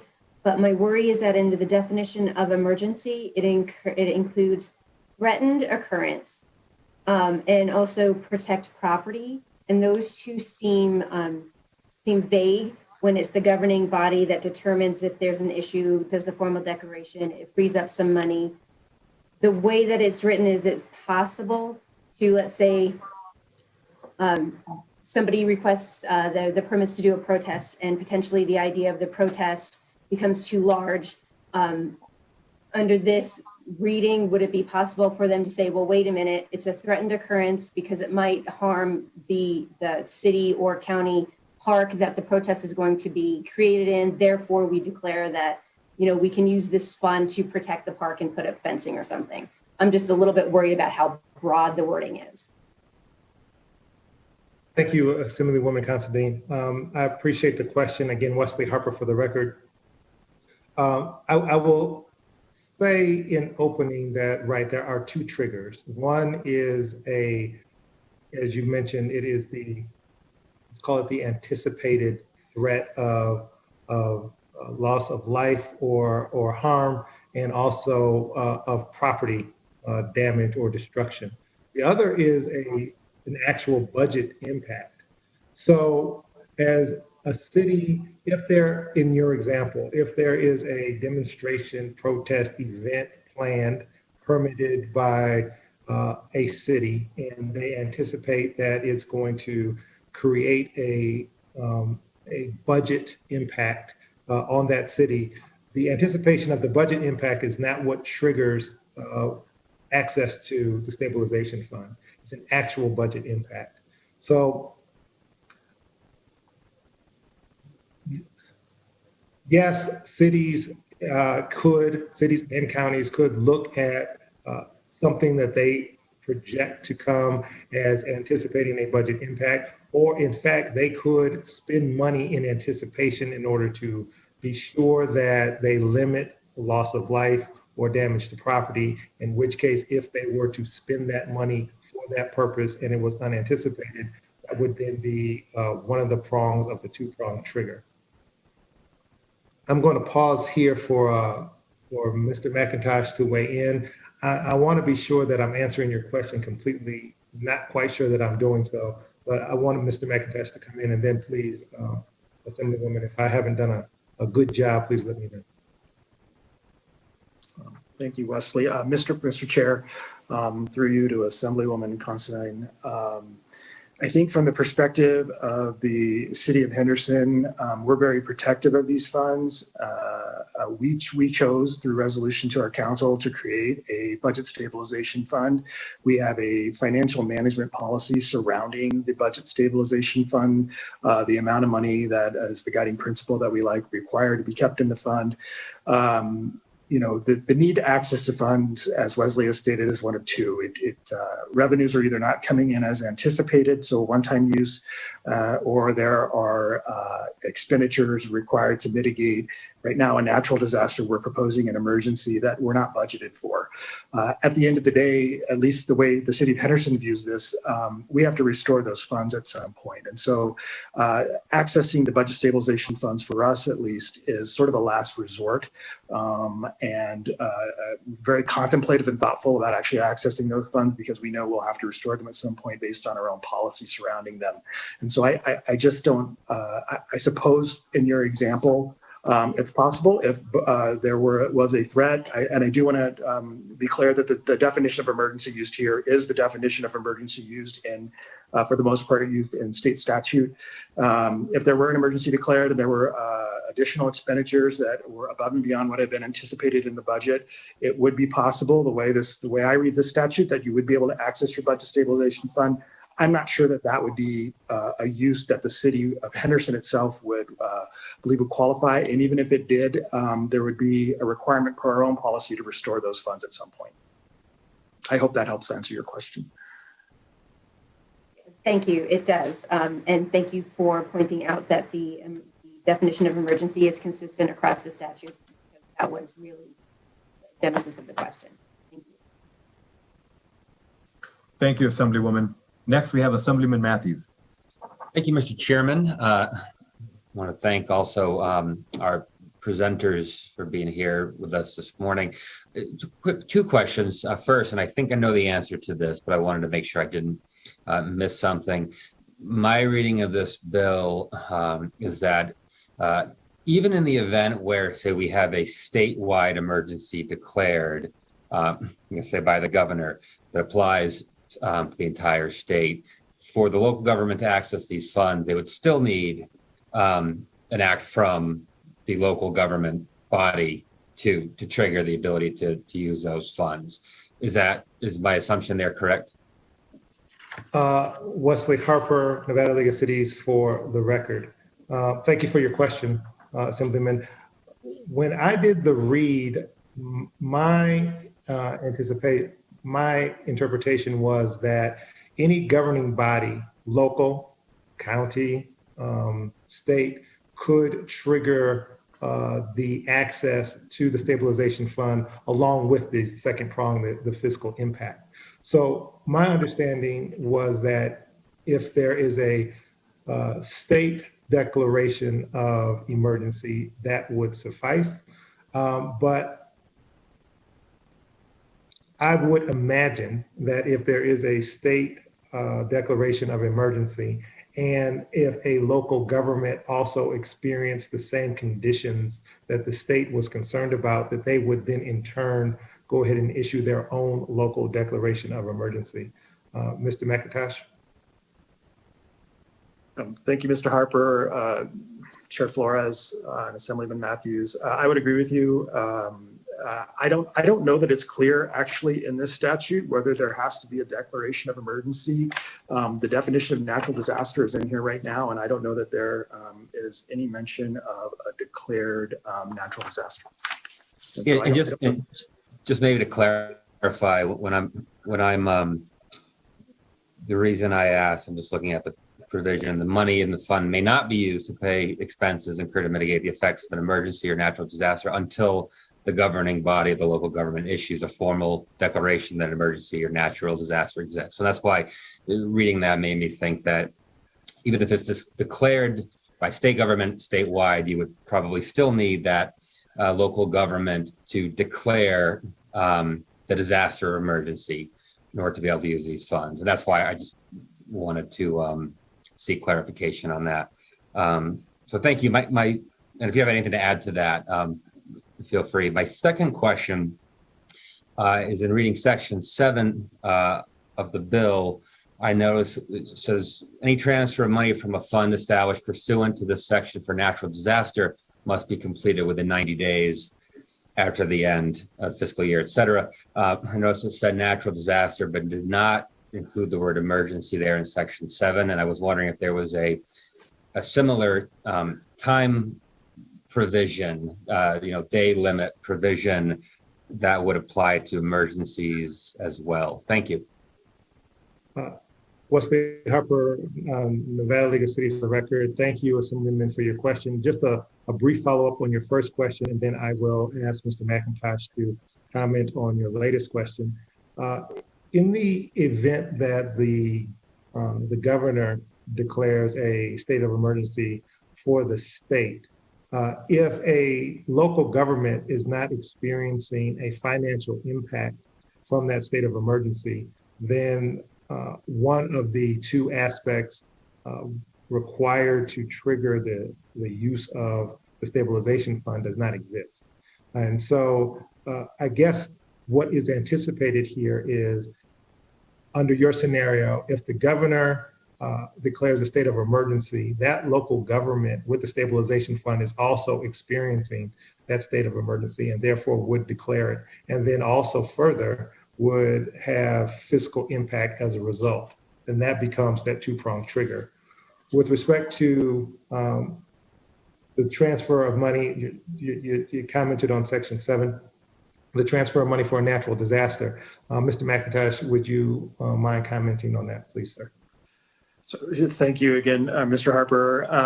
So specifically in section 7, the addition is for a natural disaster. What's occurred? A declaration of emergency was made by the city of Henderson in March. Previously, the governor had made a declaration of emergency related to the pandemic. The difference between what we've experienced between the pandemic and a natural disaster is we enter into this emergency phase. We try to staunch the bleeding. We activate our emergency operations center. And in a natural disaster, the time frame of this might be a lot shorter. We resolve the emergency. We procure whatever emergency supplies we need to get. Provide for overtime for our public safety officers, what have you. We try to staunch the bleeding on the emergency, and then we enter into the recovery phase. What we found with the pandemic, it was very different. And I think as other emergencies might be as well. And so I think we're looking for the flexibility here that specific to a natural disaster would be completed. I think it's purposely excluding the time frame for any other emergency because I don't know. We're getting on to 1 year to where we have declared an emergency for this pandemic, and we are still under a state of emergency and might need to still possibly transfer funds from the budget stabilization fund. If that helps answer the question. It does. Presumably, then, with the time frame being sort of open-ended, my reading of this would mean that the ability to access those funds would continue to exist so long as the state of emergency remains in place, essentially. Yes. All right. Thank you. Thank you both. Thank you, Mr. Chairman. And thank you. Next, we have Assemblywoman Black. Chairman, thank you, Mr. Harper, for the presentation again. A couple comments.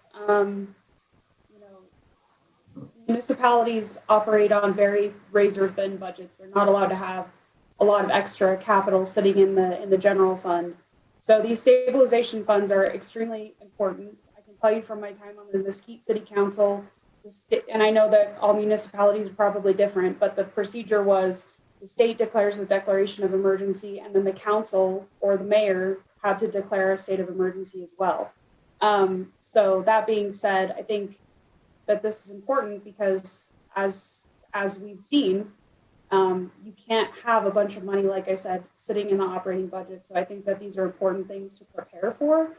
And I think that on another level, as a council person, shifting gears a little bit, you kind of feel as a municipality that if you do not declare a state of emergency when the governor says you declare a state of emergency or has declared a state of emergency, that you may not receive funds from say, the CARES Act. So I think it would be neat for the cities to have their own autonomy financially so that if they chose not to declare a state of emergency with the governor, they would be able to maybe declare a financial emergency or have some autonomy there. So thank you.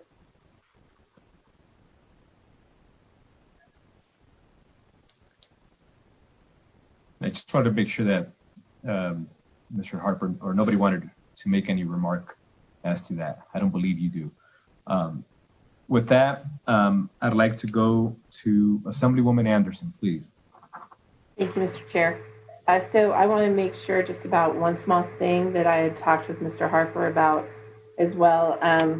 The resolution to establish this fund would be done in open meeting law, but then the accessibility or the decision as to what makes an emergency, would that be also discussed or decided in an open meeting as well? So it had to be agendized?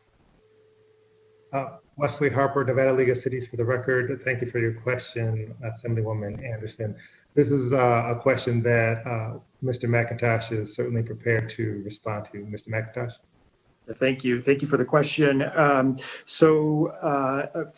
you say agendized, I will tell you the city of Henderson last year, when it prepared its budget, it did propose a transfer from its budget stabilization fund within the budget. And by putting it in that document, That final budget that goes before council requires a public hearing. That's where it would receive the transparency that it needs in order to discuss it with council and be part of the agenda.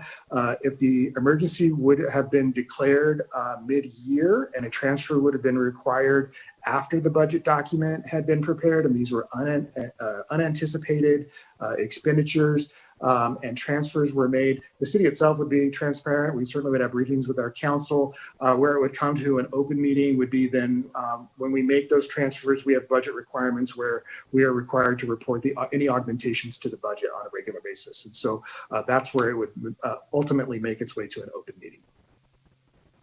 A follow-up, if I may, Mr. Chair. Please follow up. Thank you. So just to make sure that I've got this right, that an event happens at the next time there's a budget hearing, or there's something that, that the city of Henderson, which, since we're just going to use it as the example, decides that, no, this was in fact an emergency, we need to use this money, it would be in the next city council discussion, or the next council discussion, or it would be at the end of that budget year that was discussed. So if people disagreed with that definition, they would not be able to have the discussion until the end of the budget year. I'm a little bit confused by that. Yep. Well, so for the city of Henderson, we'd be providing it at the end of near the end of the budget year. Would be the augmentation would be presented to council. So yes. Okay, so there's no way for a body of people to be able to disagree that emergency has been declared using the similar situation that Assembly Member Considine had brought up earlier. Is that correct? So we would follow all standard budget processes in terms of appropriating a budget for this transfer, if it was made in time to be included in the budget document, and then the processes for augmenting the budget to show the transfer were made mid-year and unanticipated. So no immediate open meeting is required for this section. Thank you so much.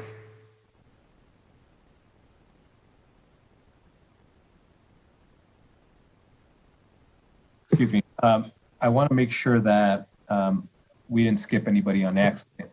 I don't believe we have anybody else wishing to ask a question, but I want to make sure if we do, that you unmute yourself. Please state your name for the record.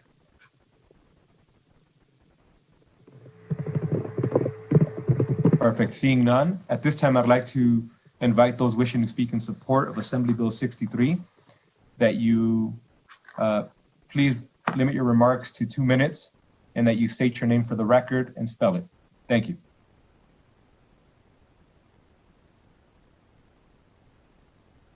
To testify in support of Bill number AB 63, please press *9 now to take your place in the queue.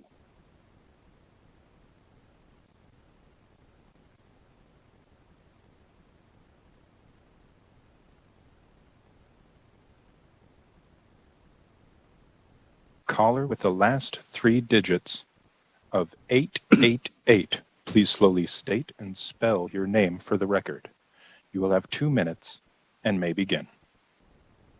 Hello, my name is Vincent Guthrow. I am the Deputy Director at the Nevada Association of Counties. My name is spelled Vincent, V-I-N-S-O-N. My last name is Guthrow, spelled G-U-T-H-R-E-A-U. I call in today to lend support to AB 63. The Nevada Association of Counties supports this measure, as we again see this as a good governance and an update to public policy that is in direct response to the current environment. And it should enable local governments to respond to unforeseen circumstances and natural disasters and provide them another tool if the need should arise. So we support this measure. Thank you to the sponsors for bringing it forward.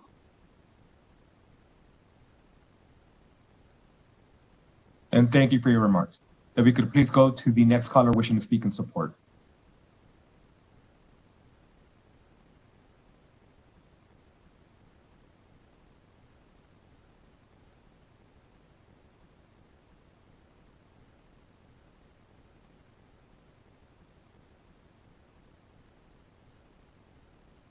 Caller with the last 3 digits of 323. Please slowly state and spell your name for the record. You will have 2 minutes and may begin.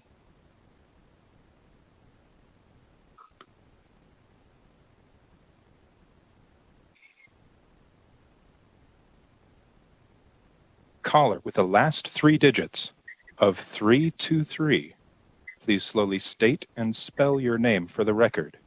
You will have 2 minutes and may begin.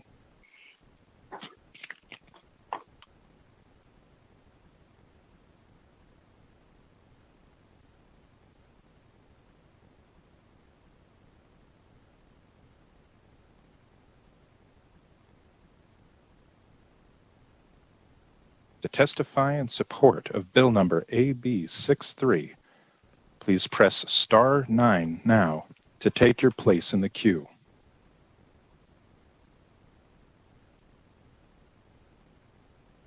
Caller with the last 3 digits of 294, please slowly state and spell your name for the record. You will have 2 minutes and may begin.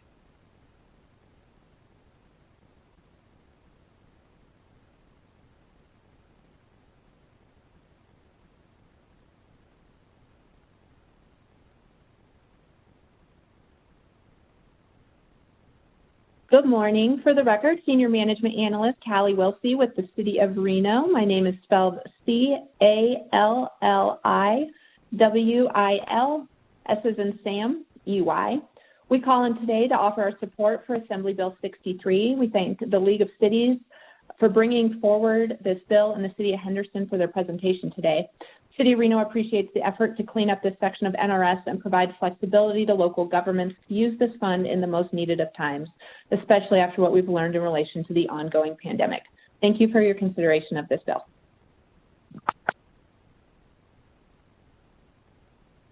And thank you for your testimony. If we could go to the next caller wishing to speak in support of Assembly Bill 63.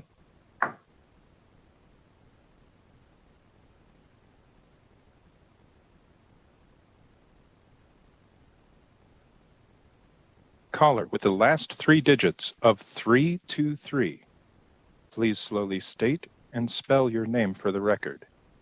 You will have 2 minutes and may begin.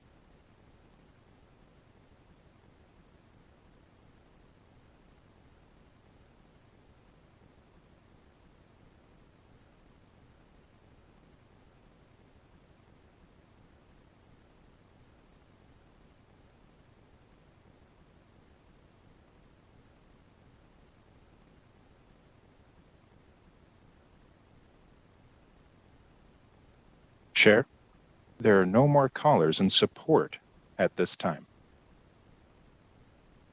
Thank you. At this time, I'd like to go to those wishing to speak in opposition to Assembly Bill 63.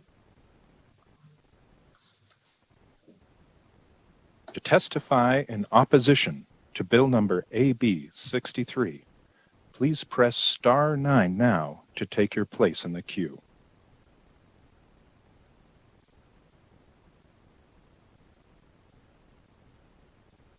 To testify in opposition to Bill number AB 63, please press star 9 now to take your place in the queue.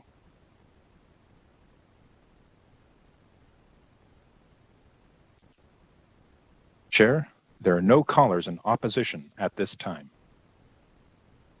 Thank you. At this time, I'd like to invite those wishing to speak in the neutral position on Assembly Bill 63 to please jump in the queue. To testify in neutral on Bill number AB 63, please press star 9 now to take your place in the queue.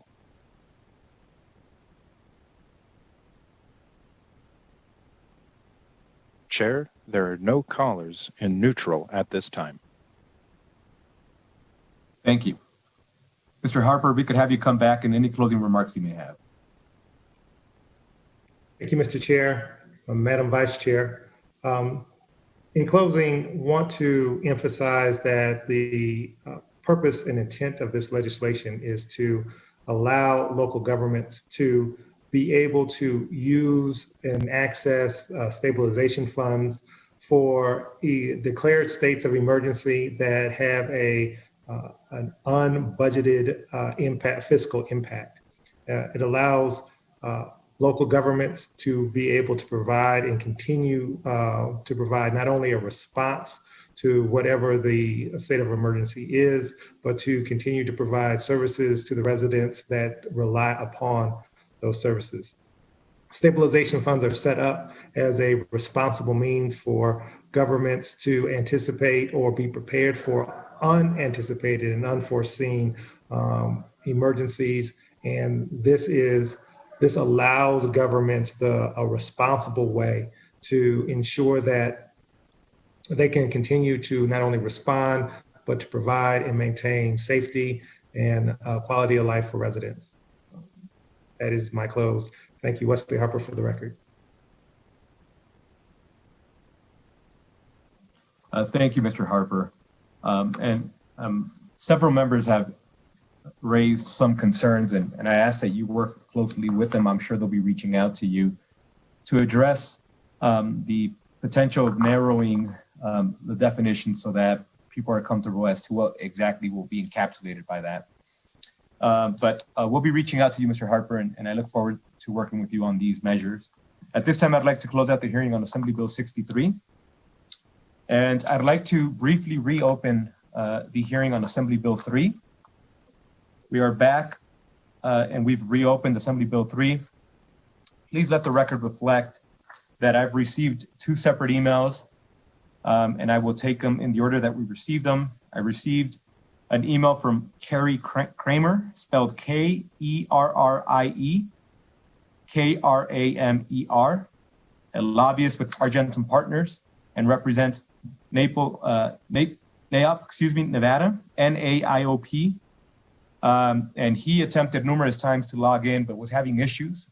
And I wanted the record to reflect that he wanted to be placed on the record as supporting Assembly Bill 3.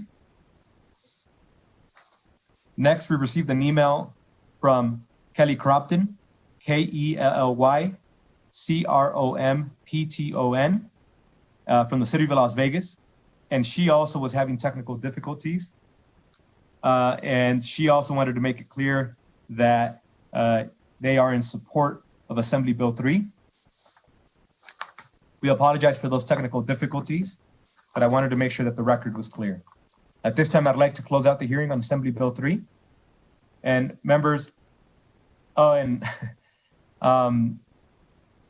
like to once again reopen Assembly Bill 63 and indicate that I've again received an email from Ms. Cropton, Kelly, KELLYCROMPTON, and that she indicated that she also wanted to testify in support of Assembly Bill 63 and again had issues with that. I'm going to go ahead and close out the hearing on Assembly Bill 63. And again, I apologize to all of you trying to log in. Sometimes we have some technical issues on our side, but that was not intentional. With that, members, I want to thank you for your questions. I look forward to working alongside of you on addressing some of those concerns you raised on these bills. I think we can work together and find some amicable agreement to get this moved. For those of you that will have an opportunity to be with your families, I wish you a great Valentine's Day. I hope you're surrounded by love and happiness. For those of you who are going to stay up here and work, which I know that's a lot of you, I just hope that you have an opportunity to go out to dinner and just relax for a bit. That's important. Take care of your health. Members, I appreciate the work. Next week, we'll be back here at 9 a.m. This meeting's adjourned.